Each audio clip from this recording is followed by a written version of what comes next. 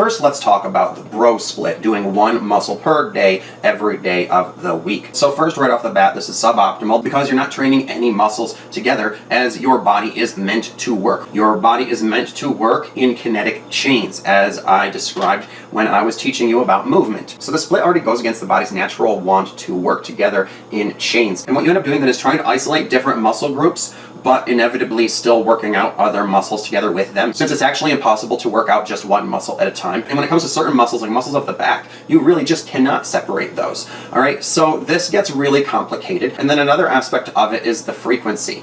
And a lot of people who are doing it because they think it's optimal to train each body part with a lesser frequency and then really overload it so that it needs more recovery time, right? And they think that giving it more recovery time gives you the ability to do more work all at once and really overload that muscle. And so they think that having more recovery time is better so that you can really overload each muscle. But the problem is that this actually works the other way around. This frequency and the amount of rest time that each muscle is getting between being worked again is extremely suboptimal. All right, you're getting too much rest time between training each muscle, and there's really only so much you can do in one session to compensate for that. The reason being that higher frequencies are always better because muscle protein synthesis is primarily done for 72 hours or less after training. And if you're making yourself so sore that you're sore for more than 3 days afterwards, well, there's decreasing returns on the hypertrophy you are getting for making yourself that sore after 72 hours. There's a fall off in the muscle protein synthesis that is occurring,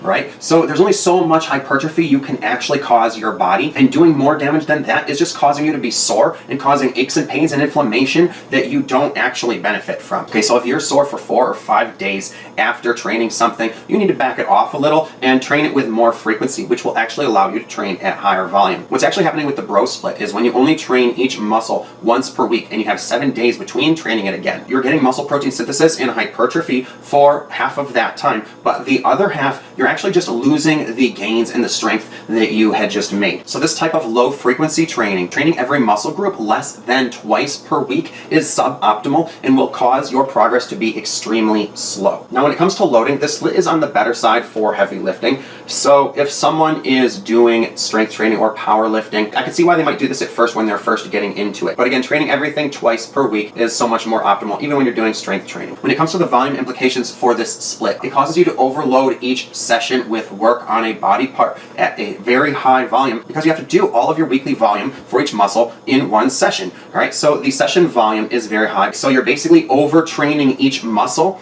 and then giving too much rest time on top of that. So when it comes to the pros versus the cons, I would say the cons are that it has almost everything working against it. When it comes to anatomical grouping of cooperative muscle groups not being done, the frequency, loading, and volume, but it has some pros.